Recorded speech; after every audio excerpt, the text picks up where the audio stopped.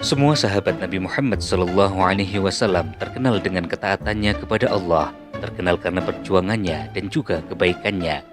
Sekarang mari kita bayangkan bahwa ternyata ada seorang sahabat Rasulullah yang dikenal bukan karena keberaniannya di medan perang ataupun karena kedermawanannya berinfak fisabilillah. Akan tetapi sahabat ini terkenal karena kemampuannya membuat semua orang tertawa. Dalam komunitas sahabat Rasulullah SAW yang begitu beragam, Nuaiman adalah sumber tawa yang tidak ada habisnya. Nuaiman adalah sahabat yang berhasil membuat Rasulullah tertawa terbahak-bahak hingga terlihat gigi gerahamnya. Padahal biasanya Rasulullah hanya tersenyum ketika ada kelucuan di depan beliau.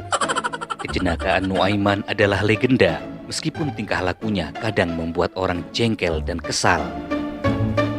Nuaiman adalah seorang sahabat Rasulullah yang setia dan mencintai Rasulullah dengan sepenuh hatinya. Meskipun ia memiliki kebiasaan jahil yang seringkali membuat orang di sekitarnya mengelus dada. Nuaiman berasal dari Bani Najjar yang merupakan bagian dari kaum Ansor, penduduk asli Madinah yang setia mendukung perjuangan Rasulullah. Meskipun kadangkali tingkah laku Nuaiman bertolak belakang dengan ajaran Islam, yaitu suka meminum khamar. Tentu saja Rasulullah tetap memberi hukuman cambuk atas perbuatan maksiatnya, namun Rasulullah tetap menyayanginya, bahkan Rasulullah kerap membela Nuaiman. Ada sebuah hadis yang diriwayatkan oleh Imam Ahmad di mana Rasulullah bersabda, "Janganlah kalian gemar menghujat Nuaiman karena sesungguhnya dia mencintai Allah dan Rasul-Nya." Ini menunjukkan bahwa maksiat adalah sebuah perkara dan mencintai Allah dan Rasul-Nya adalah perkara yang berbeda. Sebuah dosa dan kemaksiatan dapat dihapuskan karena kecintaan kepada Allah dan Rasulullah. Ini juga menunjukkan betapa besar kasih sayang Rasulullah terhadap sahabat yang satu ini. Kasih sayang dan penerimaan Rasulullah terhadap Nuaiman adalah bukti bahwa humor, tertawa, dan membuat orang lain bahagia bisa menjadi cara untuk mendekatkan diri kepada Allah dan Rasulullah. Banyak kisah yang kemudian dikaitkan dengan sosok Nuaiman, namun sebelum itu sempatkan menuliskan hajat dan doa Anda di kolom komentar supaya hajat dan doa itu dapat kita aminkan bersama-sama. Semoga hajat dan doa itu dapat segera Allah kabulkan. Amin amin ya rabbal alamin. Ketika Nuaiman meninggal dunia, suasana Madinah dipenuhi dengan kesedihan. Nuaiman, sahabat yang selama ini dikenal dengan penuh kejenakaan dan keusilan, akhirnya berpulang ke rahmatullah.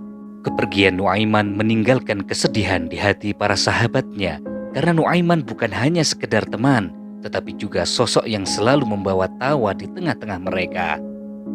Rasulullah SAW ikut mengantarkan Nuaiman ke kuburnya dan mengikuti semua proses pemakamannya sampai selesai. Para sahabat yang menyaksikan momen itu merasa tersentuh dan terharu melihat betapa besar cinta Rasulullah kepada Nuaiman. Nuaiman, si jenaka yang selalu berhasil membuat Rasulullah tertawa. Ketika semua proses pemakaman sudah selesai, tiba-tiba saja Rasulullah tersenyum. Para sahabat tentu saja bingung, di momen sedih seperti ini mengapa Rasulullah tersenyum, pikir mereka. Ternyata senyum Rasulullah berkaitan dengan keusilan yang dilakukan oleh Nuaiman di dalam kuburnya. Kenapa bisa begitu? Ternyata tidak lama setelah Nuaiman dikuburkan, malaikat Mungkar dan Nakir datang untuk menanyai Nuaiman. Dengan suara tegas dan agak keras mereka memulai pertanyaan pertama. Man Rabbuka, siapa Tuhanmu? Nuaiman menjawab dengan sangat tenang. Allahu Rabbi, Allah adalah Tuhanku. Malaikat Mungkar dan Nakir kemudian melanjutkan dengan pertanyaan kedua. Man Nabiyuka, siapa nabimu? Pertanyaan kedua ini diucapkan dengan suara yang cukup keras, mungkin terlalu keras untuk Nuaiman. Mendengar pertanyaan itu bukannya langsung menjawab, Nuaiman malah meminta malaikat untuk mengulangi pertanyaannya. Tunggu dulu, tunggu. Ulangi pertanyaannya, tetapi jangan terlalu keras, kata Nuaiman. Man nabiyuka, siapa nabimu? Kata sang malaikat. Kemudian dengan santai Nuaiman menjawab, tahu nggak siapa yang lagi di atas sini? Itu nabi saya, beliau sedang memperhatikan kita dari atas kubur. Jawab Nuaiman dengan nada bercanda. Seolah-olah suasana di dalam kubur bukanlah sesuatu yang menegangkan bagi dirinya. Rasulullah yang berada di atas kuburan itu tersenyum mendengar jawaban Nuaiman. Bahkan dalam suasana yang seharusnya penuh dengan ketegangan, Nuaiman tetap mampu membawa kejenakaan yang membuat Rasulullah tersenyum. Para malaikat, meskipun tugas mereka adalah menanyai dengan serius, tampaknya juga memahami bahwa Nuaiman adalah sahabat yang istimewa. Di masa-masa krusial yang menentukan apakah dia di surga ataukah di neraka, ternyata Nuaiman tetap menjadi dirinya sendiri, yaitu seseorang yang membawa kebahagiaan dan tawa dimanapun ia berada. Berikut ini adalah kisah-kisah yang sering disandarkan kepada Nuaiman. Mari kita ikuti sampai selesai. Pada suatu hari, Abu Bakar As-Siddiq memutuskan untuk melakukan perjalanan dagang ke negeri Syam. Mengetahui bahwa perjalanannya ini akan panjang dan melelahkan, Abu Bakar dengan selera humornya memutuskan untuk mengajak Nuaiman. Sahabat lainnya yang diajak dalam perjalanan itu adalah Suwaibid bin Harmalah yang sering dipanggil dengan nama Suwaibid. Nuaiman dan Suwaibid ini dua orang yang karakternya berbeda. Jika Nuaiman dikenal sering iseng, usil, jenaka, konyol, dan sering balelo, maka Suwaibid ini karakternya orang yang manut-manut saja, nurut, lugu, dan jujur. Sahabat Nabi yang lain tentu saja keheranan mendengar keputusan Abu Bakar untuk mengajak Nuaiman dalam perjalanan panjang. Yang bener aja ente, apa ente bakal kuat mental menghadapi Nuaiman? Kira-kira demikian kata mereka. Singkat cerita, setelah menempuh perjalanan yang sangat jauh, mereka akhirnya tiba di negeri Syam. Semua karyawan yang diajak Abu Bakar sudah diberi tugasnya masing-masing, kecuali Nuaiman. Abu Bakar As-Siddiq tentu saja tahu betapa sulitnya mengendalikan keusilan Nuaiman. Ia memutuskan untuk tidak memberikan tugas khusus kepadanya. Dengan senyum lebar, Abu Bakar berkata, "Nuaiman, lakukan saja apa yang kamu suka. Tapi ingat, jangan buat masalah besar ya." Hari itu semua orang sibuk dengan pekerjaannya masing-masing, sementara Nuaiman aktif dengan kegiatannya sendiri. Nuaiman tampaknya sangat antusias dengan orang-orang baru. Ia mengajak kenalan semua orang, mengajak mereka mengobrol tanpa peduli mereka sedang memiliki aktivitas dan kepentingan yang berbeda-beda. Ketika menjelang siang, Nuaiman merasa lapar, tapi ia tidak punya uang sepeser pun.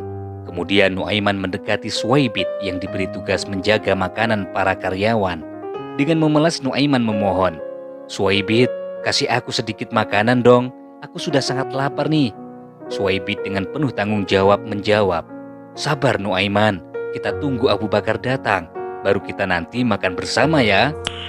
Nice. Dengan beragam cara, Nuaiman berusaha untuk merayu dan meluluhkan hati Suwaibid agar memberikan roti kepadanya. Namun Suwaibid tetap dengan jawabannya, "Tidak Nuaiman." Merasa kesal dan jengkel karena ditolak, Nuaiman kemudian memutuskan untuk pergi jalan-jalan. Nuaiman kemudian memutuskan pergi ke tengah pasar. Ia melihat-lihat dan mengamati sekitarnya, tentu saja sambil berpikir bagaimana cara mengisi perutnya. Di tengah pasar, ia melihat penjual budak yang sedang menawarkan dagangan mereka. Tiba-tiba sebuah ide jahil muncul di benaknya. Dengan senyum licik, Nuaiman mendekati seorang penjual budak. Nuaiman kemudian berkata, "Brother, aku punya budak yang ingin aku jual. Dia masih sangat muda, kuat, amanah, dan dia baik dalam mengerjakan tugas-tugasnya. Tapi ada satu masalah kecil. Dia selalu merasa sebagai orang merdeka, dan kepada orang-orang dia mengaku sebagai orang merdeka." Wow. Penjual budak itu tertarik dengan tawaran Nuaiman. "Berapa harganya kau jual?" tanya penjual itu. Dengan tenang dan sok kenal, Nuaiman menjawab, Good. "Kalau buat kamu cukup 20 dirham saja, brother." Oh my god. Penjual budak itu merasa harga yang ditawarkan sangat murah. Ia pun langsung setuju. Nuaiman kemudian membawa penjual budak itu ke tempat Suwaibid yang sedang menjaga makanan. Dengan penuh percaya diri, Nuaiman menunjuk Suwaibid. "Itu budakku, brother. Tapi ingat, dia pasti akan bersikeras mengatakan bahwa dia orang merdeka." Penjual budak itu segera mendekati Suwaibid dan menangkapnya. Suwaibid tentu saja kaget bukan kepalang. "Aku bukan budak, aku ini orang merdeka," katanya sambil meronta-ronta. Akan tetapi penjual budak yang sudah mendengar peringatan Nuaiman hanya tersenyum. Kemudian ia berkata, "Kamu memang pandai bicara, aku sudah membelimu dari majikanmu." Suwaibid kemudian dibawa pergi. Sementara itu Nuaiman kembali ke pasar. Dia mencari makanan, perutnya sudah sangat lapar. Tidak lupa juga Nuaiman membeli oleh-oleh untuk para sahabat di kota Mekah. Wow. Lalu uangnya dari mana? Tentu saja dengan uang hasil menjual Suwaibid. Oh my god. Ketika Abu Bakar datang dan menyadari Suwaibid tidak ada, Abu Bakar segera bertanya kepada Nuaiman, "Di mana Suwaibid?" Tanya Abu Bakar dengan nada yang sangat serius. Nuaiman dengan santai menjawab, "Aku tadi sangat lapar Abu Bakar. Kemudian aku meminta makanan kepada Suwaibit dan dia tidak memberikan makanan kepadaku. Jadi aku jual saja Suwaibit biar aku punya uang untuk beli makanan." Wow! Mendengar jawaban Nuaiman, tentu saja Abu Bakar kaget. Tetapi pada akhirnya ia tidak bisa menahan tawanya. "Kau benar-benar sudah keterlaluan Nuaiman," katanya sambil tertawa. Tanpa menunda lagi, Abu Bakar segera pergi ke pasar untuk membeli kembali Suwaibit. Setelah itu mereka kembali ke Mekah dengan membawa cerita yang akan dikenang sepanjang masa. Ketika kisah ini sampai ke telinga Rasulullah, beliau tertawa ngakak hingga terlihat gigi gerahamnya. Bahkan setahun setelah kejadian itu, Rasulullah masih sering menceritakan kisah ini kepada tamu-tamunya yang datang. Keusilan Nuaiman ternyata tidak berhenti di situ. Seakan tidak kehabisan ide, Nuaiman kembali membuat ulah yang kali ini melibatkan seekor unta yang sangat malang. Mari kita lanjutkan ke kisah berikutnya. Pada suatu hari yang cerah di kota Madinah, beberapa tamu penting dari kerajaan tetangga datang untuk mengenal lebih jauh tentang Islam. Mereka datang dengan mengendarai unta-unta besar yang gagah. Itu adalah kendaraan mewah para pejabat negara pada masa itu. Kalau sekarang kelasnya mungkin Rolls-Royce Phantom 7000cc 12 silinder yang konon harganya sampai 20 miliar. Unta-unta itu diikat di depan rumah Rasulullah, sementara para tamu masuk untuk bertemu dengan beliau. Di depan rumah Rasulullah, beberapa sahabat sedang berjaga-jaga, termasuk Sayyidina Umar, Sayyidina Hamzah, Sayyidina Ali, dan Sayyidina Sa'ad bin Abi Waqqas. Mereka adalah sahabat-sahabat yang terkenal kuat dan tangguh, siap menjaga keamanan Rasulullah. Tiba-tiba saja Nuaiman muncul. Seperti biasanya, wajahnya tampak sangat serius, tapi sudah tergambar jelas rencana-rencana jahil yang siap dilancarkan. Nuaiman langsung bergabung dengan para sahabat Nabi yang sedang berjaga. Tanpa basa-basi, ia mulai mengamati unta itu satu persatu dengan mata penuh penasaran. Ia sangat kagum melihat unta yang besar-besar dan sehat-sehat. Ini unta makanannya apa ya kira-kira? Wow! Di antara sahabat yang sedang berjaga itu, Sayyidina Hamzah juga terkenal dengan selera humornya. Ia kemudian menanggapi celetukan Nuaiman dengan humor dan candaan. "Nuaiman, unta ini besar sekali ya. Pasti dagingnya banyak kalau disembelih." Oh my God! Mendengar itu, Nuaiman yang tidak bisa menahan hasrat jahilnya menanggapinya dengan serius. "Iya juga ya, kenapa tidak kita sembelih saja, kemudian kita makan bersama-sama." Good! Para sahabat yang lainnya tertawa mendengar candaan itu. Mereka faham bahwa percakapan itu hanya gurauan biasa. Namun tanpa mereka sadari, Nuaiman sudah mengambil keputusan untuk melaksanakan ide gila. Diam-diam Nuaiman mengambil pedang yang ada di dekatnya dan kemudian berjalan mendekati salah satu unta milik tamu Rasulullah. Tanpa banyak bicara, dengan sekali tebasan, Nuaiman berhasil menyembelih unta itu dengan cekatan. Terdengar suara bergedebuk keras seperti benda besar yang jatuh di atas tanah. Para sahabat dengan segera menoleh ke arah suara itu dan apa yang mereka lihat benar-benar di luar dugaan. Salah satu unta besar kendaraan milik tamu sudah terkapar di atas tanah dengan kepala terpisah dari badannya. Di samping unta itu berdiri Nuaiman dengan pedang berlumuran darah di tangannya.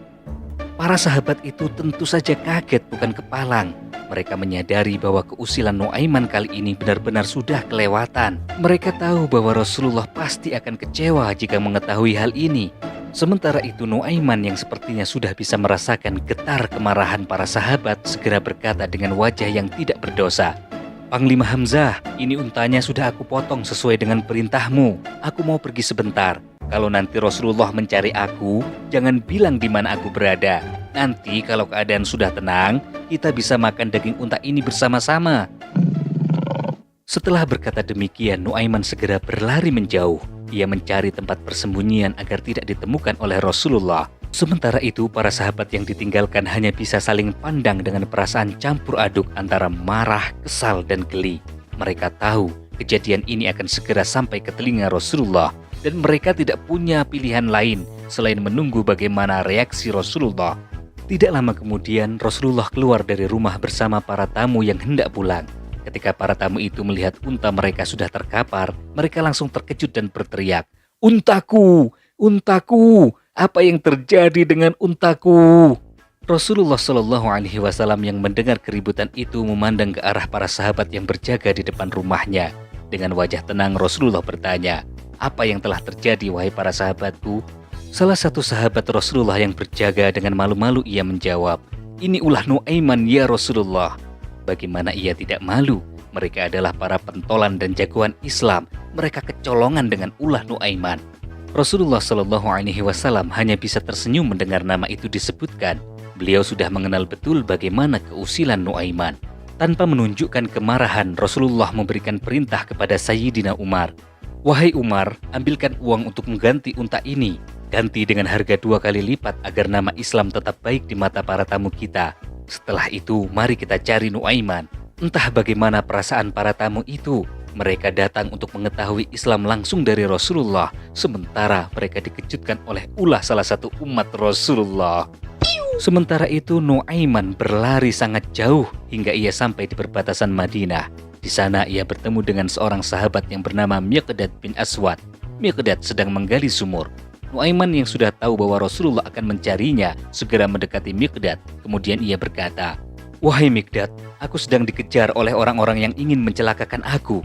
Bolehkah aku bersembunyi di dalam sumurmu ini?" Miqdad yang tidak tahu apa yang sebenarnya terjadi menjawab dengan ikhlas dan tulus, "Tentu saja Nuaiman, kamu boleh bersembunyi di dalam sumurku. Aku berjanji tidak akan memberitahu siapapun di mana engkau berada." Nuaiman merasa lega. Ia segera masuk ke dalam sumur untuk bersembunyi. Dan tak lama kemudian rombongan Rasulullah sampai ke tempat itu. Rasulullah kemudian bertanya kepada Miqdad, "Wahai Miqdad, apakah engkau melihat di mana Nuaiman?" Mendengar itu, Miqdad yang sudah berjanji kepada Nuaiman merasa bingung. Ia tidak ingin berbohong kepada Rasulullah, tetapi ia tidak ingin melanggar janjinya kepada Nuaiman. Akhirnya dengan cerdik Miqdad menjawab, "Ya Rasulullah, mata saya tidak melihat Nuaiman." Akan tetapi pada saat yang bersamaan, tangan Miqdad menunjuk ke arah sumur di mana Nuaiman bersembunyi. Rasulullah Shallallahu Alaihi Wasallam tersenyum memahami isyarat Miqdad. Beliau pun membuka penutup sumur dan melihat Nuaiman bersembunyi di dalamnya. "Nuaiman, keluarlah. Kamu sudah membuat kita semua repot, Nuaiman," kata Rasulullah dengan nada lembut. Nuaiman yang tertangkap hanya bisa pasrah dengan muka yang memelas. "Ya Rasulullah, yang bersalah bukan aku ya Rasulullah. Mereka yang menyuruhku untuk menyembelih unta itu," kata Nuaiman sambil menunjuk para sahabat yang berjaga. Rasulullah tertawa kecil mendengar jawaban Nuaiman. Tetapi sebelum Rasulullah berkata-kata, Nuaiman sudah melompat keluar dari sumur dan berlari lagi. Rasulullah Shallallahu Alaihi Wasallam dan para sahabat hanya bisa geleng-geleng kepala. Mereka tidak kuasa menahan tawa melihat tingkah laku Nuaiman. Dia selalu berhasil membuat situasi menjadi lucu dan tidak terduga. Setelah kita selesai dengan urusan unta, kita lanjut ke kisah yang lebih absurd lagi. Suatu hari ada seorang pria buta yang baru saja tiba di kota Madinah. Pria ini kebingungan mencari tempat untuk buang air kecil, dan karena tidak tahu arah, ia mondar-mandir di sekitar Masjid Nabawi. Nuaiman yang melihat pria itu langsung menemukan sebuah ide. Nuaiman mendekati pria buta itu dan dengan ramahnya ia menyapa, "Assalamualaikum saudaraku, apa yang engkau cari di sini?"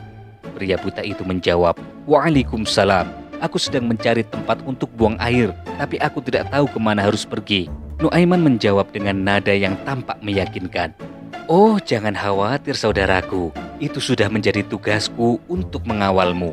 Aku tahu tempat yang aman dan tidak akan ada orang yang melihatmu pipis. Mari aku antarkan kamu ke sana." Pria buta itu merasa bersyukur ada yang menolongnya. Dengan senang hati ia mengikuti Nuaiman. Namun bukannya dibawa ke tempat yang seharusnya, Nuaiman justru menuntun pria itu masuk ke dalam masjid. Dan tepat di dekat mihrab, yaitu tempat imam memimpin sholat, Nuaiman berhenti. "Saudaraku, di sini tempatnya. Kamu bisa buang air di sini dengan tenang. Tidak ada orang yang akan melihatmu. Silakan kamu pipis sepuasnya, aku tinggal dulu ya. Nanti kalau kamu sudah selesai, kamu bisa panggil aku," kata Nuaiman dengan nada serius. Meskipun di dalam hatinya, ia menahan tawa.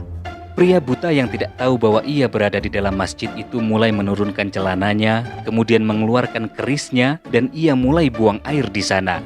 Tentu saja para sahabat yang berada di dalam masjid langsung terkejut melihat hal ini. Mereka yang sedang berzikir dan beribadah segera menghampiri pria buta itu. "Wahai saudaraku, mengapa engkau pipis di dalam masjid?" kata seorang sahabat dengan nada penuh keheranan. Pria buta itu terkejut, ia tampak bingung. Apakah ini masjid? Aku tidak tahu, aku ini buta. Aku hanya dibawa ke sini oleh seorang pria yang mengatakan bahwa tempat ini adalah tempat pipis, katanya dengan suara gemetar. Para sahabat segera menyadari bahwa ini pasti ulah Nuaiman. Mereka segera mencari Nuaiman untuk menegurnya, tetapi seperti biasa, Nuaiman sudah menghilang dari tempat kejadian. Sahabat yang lainnya kemudian mendekati pria buta itu dan dengan penuh kasih sayang mereka berkata, "Jangan khawatir saudaraku, kamu tidak salah, kamu tidak perlu merasa bersalah. Mari kita bersihkan tempat ini, kemudian kita akan sholat bersama-sama." Respon para sahabat ini menenteramkan hati pria buta itu, akan tetapi ia masih menyimpan kejengkelan. Ya wajar saja, ia sudah dipermainkan. Kemudian pria buta itu bertanya, "Siapa nama orang itu?" Para sahabat kemudian menjawab, "Namanya Nuaiman." Kurang ajar ya. Saya tidak akan meninggalkan kota Madinah sebelum memukul Nuaiman dengan tongkat saya ini, kata orang buta itu dengan sangat marah. Dia kemudian tinggal beberapa hari di kota Madinah untuk mencari tahu di mana Nuaiman. Setiap orang yang dia temui ditanya tentang Nuaiman. Hingga pada suatu saat dia bertanya kepada seseorang dan ternyata orang itu adalah Nuaiman. "Apakah kamu tahu di mana Nuaiman?" Nuaiman yang ingat kepada orang buta itu diam-diam tertawa. Kemudian Nuaiman menjawab, "Iya, saya tahu di mana Nuaiman. Mengapa kamu mencari Nuaiman?" Kemudian orang buta itu bercerita tentang Nuaiman yang sudah mengerjainya. "Kalau saya ketemu Nuaiman, saya akan memukul Nuaiman biar dia tidak jahil lagi," kata pria buta itu. "Wah, memang kurang ajar Nuaiman itu, Pak. Mari saya bantu, Pak. Saya tahu di mana Nuaiman bersembunyi." Nuaiman kemudian memegang tangan orang buta itu. Diajaknya dia berjalan jauh. Diajaknya pria buta itu berjalan menelusuri gang-gang kota Madinah. Dan tahukah saudara-saudaraku kemana pria buta itu diajak? Ternyata Nuaiman membawa pria itu kembali ke masjid. Kemudian Nuaiman berbisik kepadanya, "Pak, itu Nuaiman sedang berada di dalam masjid. Setelah dia menipumu, sepertinya dia sekarang berpura-pura menjadi orang baik. Dia pura-pura bertaubat, Pak. Kamu akan aku bawa mendekat kepadanya. Setelah dekat, aku akan beri aba-aba kamu untuk memukulnya. Pukul sekeras-kerasnya biar dia sadar." Orang buta itu mengangguk. Nuaiman kemudian menuntunnya ke dalam masjid, mendekati seseorang yang sedang sholat. Setelah tepat berada di belakang orang yang sedang sholat itu, Nuaiman memberikan aba-aba kepada orang buta itu untuk memukulnya. Setelah itu Nuaiman keluar masjid dan berlari mencari tempat sembunyi. Dan benar saja, orang buta itu mengayunkan tongkatnya dengan sangat kuat dan memukulnya ke arah depan. Terdengar suara pukulan yang sangat kencang. Peletak, pukulan tepat di kepala. Seketika orang yang sedang berada di dalam masjid berteriak, "Ada musuh menyerang kita!" Para sahabat kemudian mengepung pria buta itu. Pria buta itu tampak kebingungan sekali. Kemudian ia sadar setelah diberitahu bahwa yang dipukulnya adalah Utsman bin Affan. 2 kali orang buta itu dikerjai oleh Nuaiman. Setelah itu orang buta itu berjanji kepada dirinya sendiri, "Mulai saat ini saya tidak akan percaya lagi kepada manusia." Setelah selesai dengan urusan bersama pria buta itu, kita sekarang lanjut ke lelucon berikutnya. Kisah ini menggambarkan betapa cerdiknya Nuaiman di dalam menghadiahkan sesuatu kepada Rasulullah dengan cara yang tidak biasa.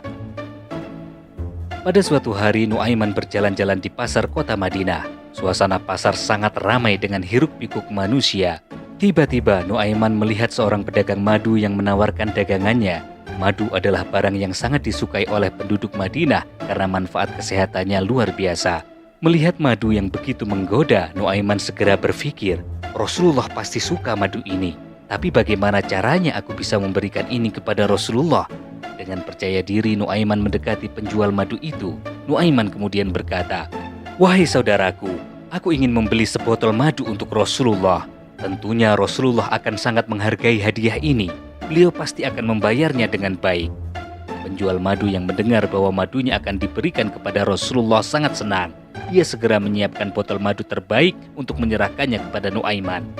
Dengan penuh semangat, Nuaiman membawa madu itu ke rumah Rasulullah. Ia mengetuk pintu dengan semangat. Dan ketika Rasulullah membukakan pintu, Nuaiman berkata, "Ya Rasulullah, ini adalah hadiah dari seorang penjual madu di pasar yang sangat menghormatimu. Madu ini dipilih khusus untukmu." Rasulullah dengan senyum lembutnya yang khas menerima madu itu, beliau berkata, "Terima kasih Nuaiman, madu ini pasti sangat lezat." Namun cerita tidak berhenti sampai di situ. Tidak lama setelah itu, penjual madu datang ke rumah Rasulullah. Dengan wajah bingung ia berkata, "Ya Rasulullah, Nuaiman telah mengambil madu ini. Ia berjanji bahwa Anda akan membayarnya. Saya datang untuk menagih pembayaran madu itu." Rasulullah yang sudah mengenal sifat jenaka Nuaiman hanya tersenyum. Beliau memanggil Nuaiman, kemudian bertanya, "Nuaiman, apakah kamu lupa membayar madu ini?" Nuaiman yang selalu punya jawaban untuk segala pertanyaan menjawab dengan tenang, "Ya Rasulullah, aku tidak lupa. Aku hanya berpikir bahwa hadiah yang indah seperti ini layak untuk diberikan kepada orang yang paling mulia. Dan tentu saja aku tahu Anda pasti akan membayarnya." Rasulullah tertawa kecil mendengar jawaban Nuaiman. Beliau kemudian mengeluarkan uang dan membayar madu itu kepada penjualnya. Cerita kita tentang Nuaiman tidak berhenti di sini. Kali ini Nuaiman mengerjai seorang petani kurma. Pada suatu hari, Nuaiman sedang berjalan-jalan di pinggiran kota Madinah. Ia menikmati sejuknya angin sore. Tiba-tiba Nuaiman melihat kebun kurma milik sahabat yang dipenuhi pohon kurma dengan buah yang sudah matang dan siap dipanen. Melihat buah kurma yang menggiurkan itu, Nuaiman merasa perutnya berteriak minta diisi. "Wah, ini kesempatan yang bagus," pikir Nuaiman. Tanpa berpikir panjang, Nuaiman melompati pagar kebun. Ia langsung menuju pohon kurma yang paling banyak buahnya. Nuaiman memanjat pohon kurma itu. Ia kemudian menikmati kurma yang manis. Kemudian Nuaiman berpikir, kurma ini pasti akan sangat lezat jika dibagikan kepada sahabat yang lainnya. Kenapa tidak aku bawa saja semuanya? Nuaiman dengan semangat memetik lebih banyak kurma dan mengumpulkannya. Namun saat itu juga, sahabat pemilik kurma yang kebetulan sedang berada di kebunnya melihat Nuaiman yang asik memetik kurma tanpa izinnya. Dengan nada heran dan sedikit tertawa, sahabat itu bertanya, "Wahai Nuaiman, apa yang kau lakukan di kebunku tanpa izin?" Nuaiman dengan santai menjawab sambil tersenyum, "Wahai sahabatku, aku hanya membantumu memanen kurma ini. Lagi pula kurma yang lezat ini sayang jika dibiarkan begitu saja. Bukankah Rasulullah selalu mengajarkan kita untuk berbagi?" Mendengar jawaban Nuaiman itu, pemilik kurma tersenyum. "Memang benar Nuaiman, Rasulullah mengajarkan kita untuk berbagi. Tetapi bukankah kamu harus meminta izin dulu sebelum memetik kurma milik orang lain? Bukankah Rasulullah mengajarkan kita untuk tidak mengambil hak orang lain, wahai Nuaiman?" Nuaiman dengan wajah polos menjawab, "Aku tahu. Tapi aku berpikir, kamu pasti tidak akan keberatan jika aku membagikan kurma ini kepada para sahabat kita yang lainnya." Akhirnya, pemilik kurma itu yang mengenal baik sifat Nuaiman hanya bisa menggelengkan kepala dan tertawa. Ia membiarkan Nuaiman membawa kurma-kurma itu, dan mereka berdua kembali ke Madinah sambil membawa kurma untuk dibagikan kepada para sahabat di sana. Beberapa kisah tentang Nuaiman yang begitu jahil dan jenaka di atas tentu tidak begitu saja bisa diterima oleh semua orang. Beberapa ada yang menganggap bahwa sikapnya sudah keterlaluan karena mengerjai para sahabat, terlebih mengerjai Rasulullah SAW. Beberapa orang bahkan mencela Nuaiman karena Nuaiman merupakan seorang pengangguran yang memiliki kebiasaan buruk, yaitu mabuk. Akan tetapi Rasulullah tentu saja tidak diam melihat maksiat yang dilakukan oleh Nuaiman. Di dalam beberapa sumber disebutkan bahwa Rasulullah memberikan hukuman atas perbuatan mabuk Nuaiman, yaitu dengan memberikan 40-60 kali cambukan. Beberapa orang sahabat juga pernah melaknat Nuaiman atas perbuatan mabuknya di saat mereka bertemu dengan Rasulullah. Akan tetapi Rasulullah membela Nuaiman. Rasulullah bersabda, "Janganlah kalian gemar menghujat Nuaiman, karena sesungguhnya dia cinta pada Allah dan cinta Rasulnya." Di dalam Syarh Bukhari di kitab Fathul Bari karangan Ibnu Hajar Al-Asqalani tertuliskan, "Tidak termasuk syarat mencintai Allah dan Rasulullah harus terbebas dari semua dosa. Untuk mencintai Allah dan Rasulullah tidak harus selalu suci lahir dan batin. Seorang pendosa pun berhak untuk mencintai Allah dan Rasulullah." Buktinya Nuaiman, ia pemabuk, jahil, usil, dan sering membuat repot orang lain. Namun Rasulullah menyebut Nuaiman sebagai orang yang mencintai Allah dan Rasulullah.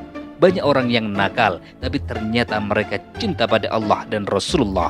Kisah Nuaiman juga mengajarkan bahwa sesungguhnya manusia benar-benar tidak mengetahui isi hati manusia yang lainnya. Oleh sebab itu, hindari menghakimi seseorang hanya karena melihat perbuatannya sepintas saja. Pada dasarnya hanya orang itu sendiri dan Allah yang mengetahui isi hatinya. Bahkan ada satu riwayat lain yang menyebutkan bahwa Nuaiman akan masuk surga dengan cara tertawa. Sebisa mungkin jangan mudah berprasangka buruk terhadap apapun. Artinya, walaupun seseorang terlihat begitu buruk di mata kita, jangan cepat berprasangka bahwa dia juga memiliki hati yang buruk juga, karena hanya Allah yang tahu isi hatinya.